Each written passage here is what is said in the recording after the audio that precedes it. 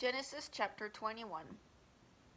And the Lord visited Sarah as he had said, and the Lord did for Sarah as he had spoken.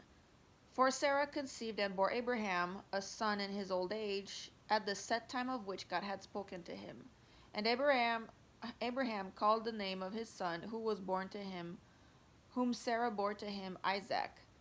Then Abraham circumcised his son Isaac when he was 8 years old, as God had commanded him.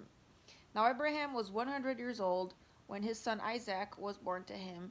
And Sarah said, God has made me laugh, and all who hear will laugh with me. She also said, who would have said to Abraham that Sarah would nurse children?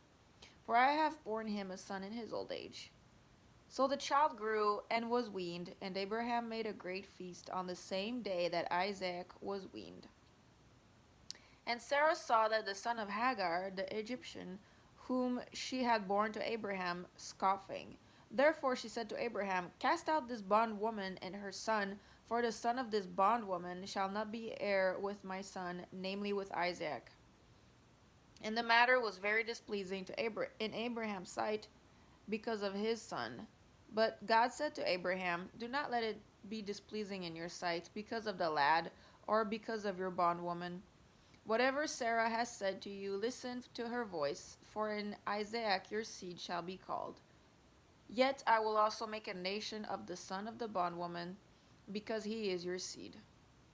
So Abraham rose early in the morning and took bread and a skin of water, and putting it on her shoulder, he gave it and the boy to Hagar, and sent her away. Then she departed and wandered in the wilderness of Beersheba.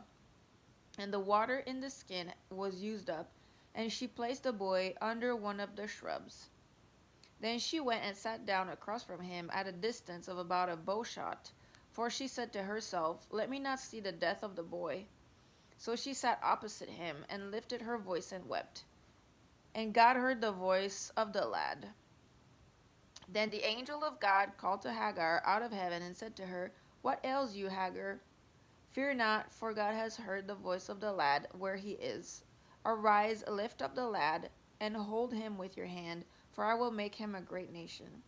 Then God opened her eyes, and she saw a well of water. And she went and filled the skin with water, and gave the lad a drink. So God was with the lad, and he grew and dwelt with the wilderness, and became an archer. He dwelt in the wilderness of Paran, and his mother took a wife for him from the land of Egypt. And it came to pass at that time that Abimelech and Phicol, the commander of his army, spoke to Abraham, saying, God is with you in all that you do. Now therefore swear to me by God that you will not deal falsely with me, with my offspring, or with my posterity, but that according to the kindness that I have done to you, you will do to me and to the land in which you have dwelt. And Abraham said, I will swear. Then Abraham rebuked Abimelech because of a well of water which Abimelech's servants had seized. And Abimelech said, I do not know who has done this thing. You did not tell me, nor had I heard of it until today. So Abraham took sheep and oxen and gave them to Abimelech, and the two of them made a covenant. And Abraham set 7 ewe lambs of the flock by themselves. Then Abimelech asked Abraham, what is the meaning of these 7 ewe lambs which you have set by themselves? And he said, you will take these 7 ewe lambs from my hand, that they may be my witness that I have dug this well. Therefore he called that place Beersheba, because the two of them swore an oath there. Thus they made a covenant at Beersheba, and so Abimelech rose with Phicol, the commander of his army, and they returned to the land of the Philistines.